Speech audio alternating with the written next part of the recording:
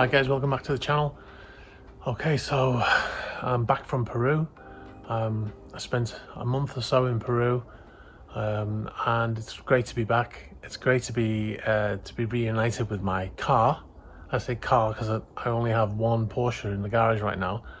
The other car is still at Tech 9. I had to leave it there because it wasn't ready. So the week I went away, they were off, so I couldn't. The car wasn't ready, and then I went away. So car's been there for over a month. It's actually been there for about 6 weeks. So it's finally time to go and collect it.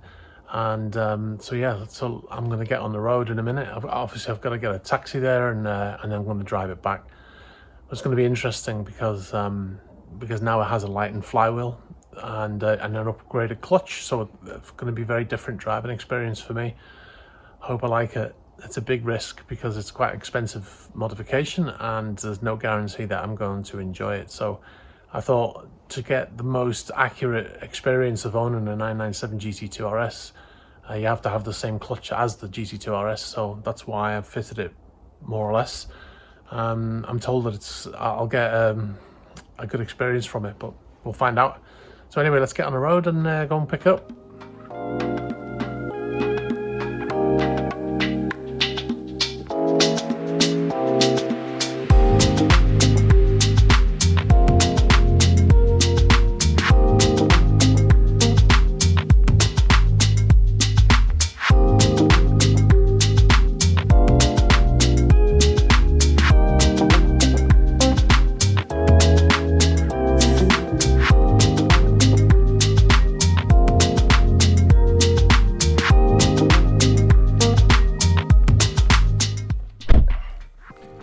Oh wow, so back in the 911, got some flies in here as well, just to make things nice. And let me get the window open on that. Yeah, it's been a while. It's been been a couple of months. All my mirrors and stuff have been readjusted for whoever was testing it after they finished installing the clutch. So I need to fix all my mirrors and stuff. But I briefly started it just a minute ago. It sounds very different. It sounds a lot more aggressive. It's got some nice pops from the exhaust. I don't know whether it'll still do that when it's warmed up, but from cold, I had some nice pops coming from it.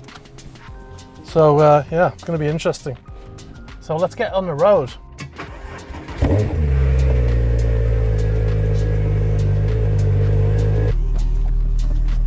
Alright, so check it out, listen to this.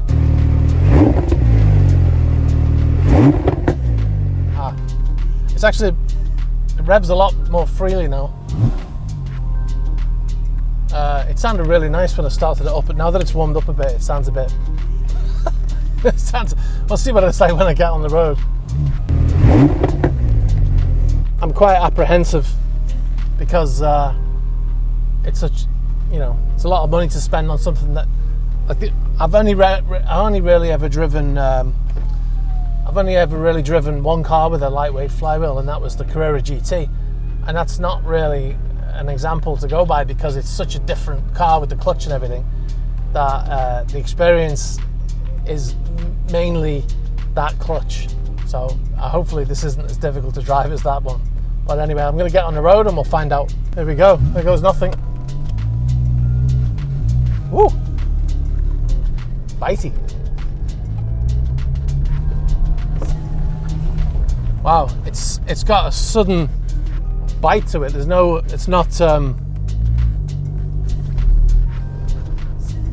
not gradual. It's just bang. It's like on and off. I've heard people say that the accelerator was like a on-off switch. Well, now my clutch is like that. Very early days, of course.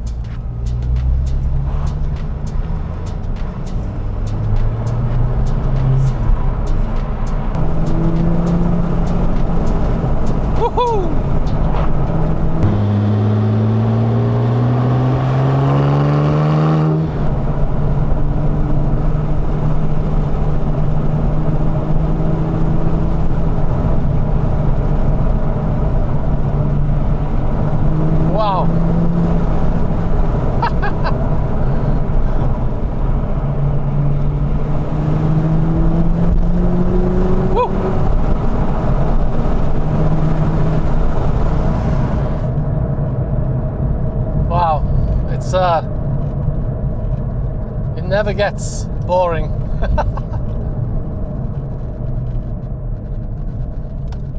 It's like I've been driving the Spider, so it's...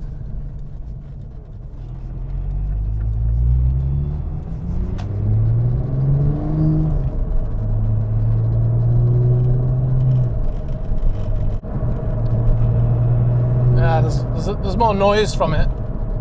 Certainly hear the noise. If you're in a high gear and you've got it on low revs, you can kind of hear this rattle, which is reminiscent of the Carrera GT. Fortunately, though, it's not as the clutch. It's not as difficult. I haven't stalled it yet. Anyway, it's always exciting to drive this car.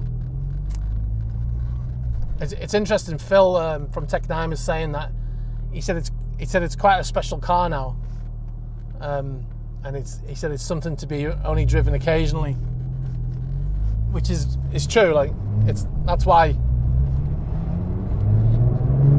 I went with this clutch. Woo! Wow. I've forgotten how good this car is. And this is not in sport mode either. I'm still waiting for the car to warm up. But it's nice to drive again, and nice to be driving a manual.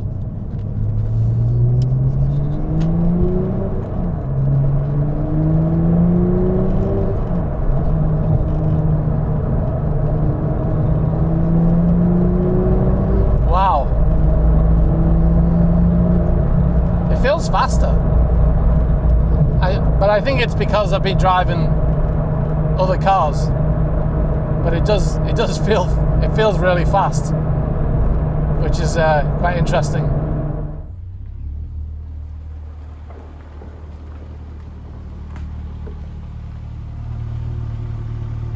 Okay, all right, I just got home, and my first impressions are positive, which is a relief. If you have a lightened flywheel, you have to have a different clutch. So let's say I decided I didn't like it and I wanted to change the flywheel, then really I have to change the clutch plate as well, because it's designed, a lightened flywheel is designed to go with a different clutch.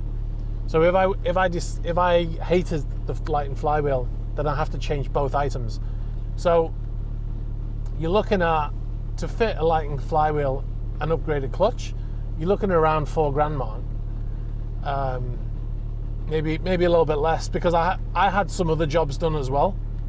I don't want to say exactly how much I paid, but I had the exhaust fitted and some other jobs done at the same time. So it's not, I can't say this is how much it cost. But the clutch and flywheel are expensive items to buy. Now, if I wanted to revert and put in a upgraded normal clutch with a dual mass flywheel, I'd have to buy both items. I can't use this clutch plate with the other flywheel. So from that point of view, it's a bit of a relief. Now I can hear the flywheel right now. You can hear it vibrating. I don't know whether you can pick if the camera's picking it up.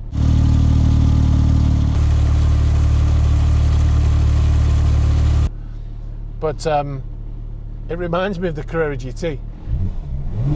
When you rev it, it goes away immediately.